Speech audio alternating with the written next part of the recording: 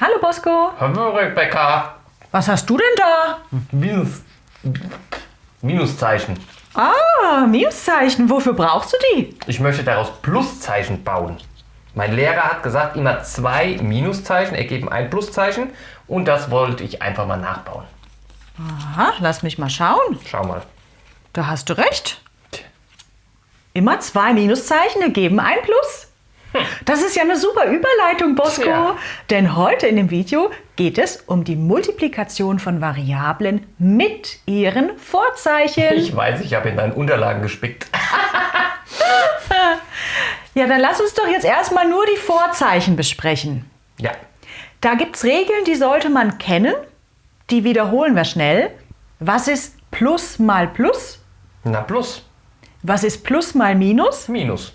Was ist Minus mal Plus? Minus. Und Minus mal Minus? Plus. Sehr gut, Bosco. Tja. Und das gilt nicht nur für mal, das gilt auch für geteilt. Und das gilt sogar auch, wenn die Vorzeichen direkt nebeneinander stehen, nur mit einer Klammer getrennt. Ah. Es ist immer die gleiche Systematik. Okay. Wenn nur ein Minus vorhanden ist, bleibt es negativ. Und sobald 2 Minuszeichen da sind, können die zu einem Plus werden und dann ist das Ergebnis positiv. Um das nochmal ganz deutlich zu machen, ein paar Beispiele. Ja. Minus 4 mal minus 1 ist plus 4. Weil 2 Minus zu einem Plus werden. Ja, beim geteilt genau das gleiche. Minus 4 geteilt durch minus 1 ist Plus 4. ja. Und wenn die direkt hintereinander stehen, minus 4 Oh je. ist auch plus 4. Trotz Klammer. Okay. Ja, also hier kann man sagen, eigentlich es gilt immer, 2 Minusse werden zu einem Plus. Mit einer Ausnahme, Ja. schau dir die Aufgabe Na an, klar. Bosco. Minus 4 minus 1, was wäre das? Oh. Na, minus 5. Ja, es ist 4 Grad kalt und wird noch 1 Grad kälter. Oder du hast dir schon 4 Euro von mir geliehen und willst noch einen Euro ausleihen. Ja, aber da siehst du, die beiden Minusse stehen ja eigentlich nicht direkt zusammen, sondern beziehen sich auf 2 ganz unterschiedliche Zahlen. Also ja, Okay. in dem Fall gilt es nicht, ansonsten werden 2 Minusse immer zu Plus. Okay, verstanden. Gut, Bosco, wir spielen jetzt mal ein Spiel. Ja. Ich blende dir ganz viele Plusse und Minusse ein. Oh, ja. Und du sollst jetzt nur das Vorzeichen ausrechnen. Wir tun so, als würden wir die alle multiplizieren. Das heißt, 2 Minus werden zu einem Plus. Ganz genau. Na, dann hätte ich hier am Ende 3 Pluszeichen. Also wird das Ergebnis Plus. Sehr gut. Ja. Na, hier kann ich die beiden zu einem Plus bauen. Die beiden zu einem Plus. Und dann bleibt ein Minus übrig. Also steht vor dem Ergebnis ein Minus. Ja, genau. Hier wäre das Ergebnis negativ. Gut. Nächstes Beispiel. Also wir rechnen jetzt halt einfach mal nur die Vorzeichen aus. Ja. Die Buchstaben und Zahlen kommen bestimmt gleich noch. Ja. Ne? Ja, habe ich mir gedacht. Na, das ist einfach. Die beiden Minusse ergeben ein Plus. Also steht am Ende ein Plus vor dem Ergebnis. Sehr schön. Gut. So, hier haben wir, die beiden werden ein Plus, die beiden werden ein Plus, die beiden. Am Ende bleibt ein Minus übrig. Also Minus vor dem Ergebnis. Ja, genau. Gut. Du, ich glaube, ich habe gerade was kapiert. Was denn, Bosco? Eigentlich ist es doch egal, wie viele Pluszeichen da stehen. Das ist für das Ergebnis nur wichtig, wie viele Minuszeichen da stehen. Gut erkannt. Also wenn es 2, 4 oder 6 Minuszeichen sind, also eine gerade Anzahl, dann kriegt jeder einen Partner und das Ergebnis ist positiv. Ja. Und wenn es 3, 5 oder 7, also eine ungerade Anzahl an Minuszeichen gibt, bleibt immer eins übrig und das Ergebnis ist negativ. Ja. Du kannst dir vielleicht vorstellen, das eine Minus, was keinen Partner gefunden hat, ist traurig und deswegen ist es dann negativ. Ja, passiert. Ja, super. Wenn du das jetzt schon so gut verstanden hast, dann können wir uns jetzt ja an die Aufgaben mit Variablen wagen. Ja. Die eine Aufgabe kennst du schon, sag aber nochmal, was gibt a mal a mal a mal a? Ja, das sind a hoch 4. Korrekt. So. Und jetzt musst du wissen, es gibt Mathebücher, in denen wird so eine Aufgabe etwas komplizierter aufgeschrieben, nämlich einfach mit den Vorzeichen.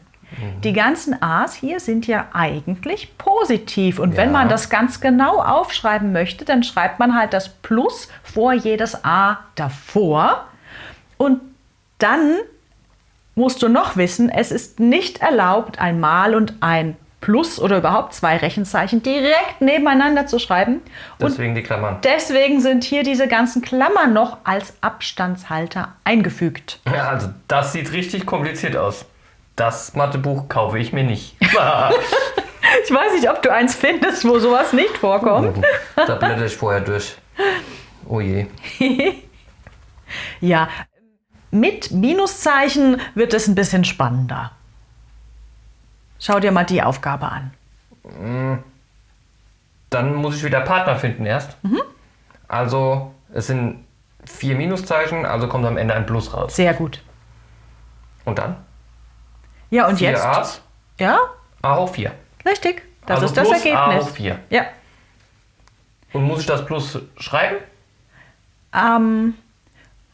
Eigentlich nicht mehr. Also vielleicht ist es gut, es als Zwischenschritt auszuschreiben, damit dein Lehrer weiß, du hast dir wirklich Gedanken über das Vorzeichen gemacht und im Endergebnis kannst du es dann wieder weglassen. Okay. Und was wäre, wenn jetzt noch ein Mal minus A mehr dabei gestanden hätte?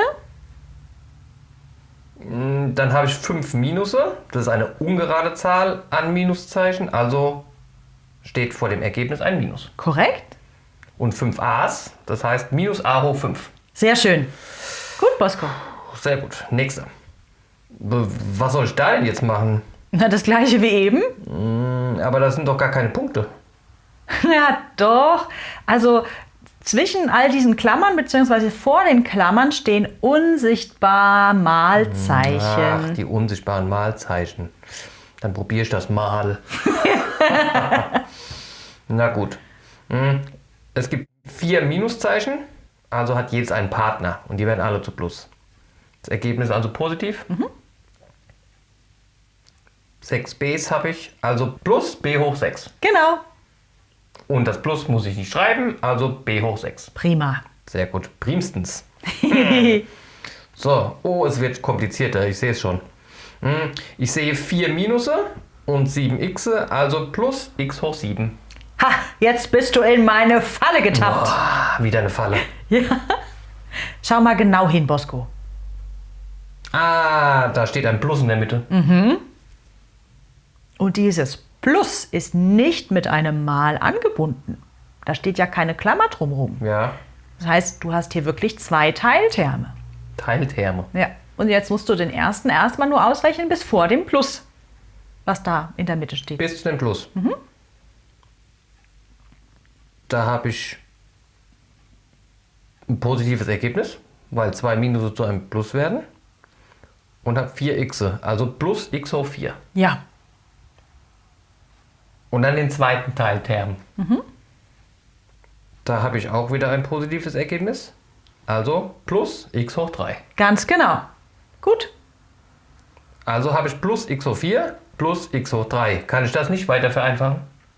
Nee, weil jetzt hast du nur noch eine Strichrechnung Ja. übrig. Und bei der Strichrechnung, du erinnerst dich, Ach, die Familien. muss man gucken, wie die mit Nachnamen heißen. Hier Ja, haben ja. wir zwei verschiedene Nachnamen und die wollen nicht miteinander feiern. Verstehe.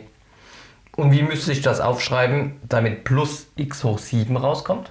Na, das Ergebnis, was du vorher genannt Ja. hast, ja, um das rauszubekommen, müsste halt da vor dem Plus einmal stehen und dann muss man noch eine Klammer setzen, weil es halt schlichtweg nicht erlaubt ist, zwei Rechenzeichen direkt nebeneinander zu schreiben. Deswegen ist dann wieder die Klammer nötig als Abstandshalter. Naja.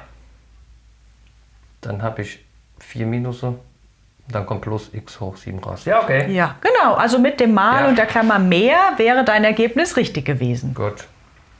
Du siehst, du musst richtig doll auf die Details achten. Ja, ich merk's.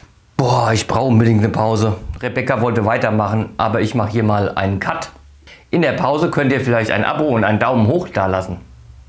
Weiter geht's im Video Terme vereinfachen 4.1. Bis gleich.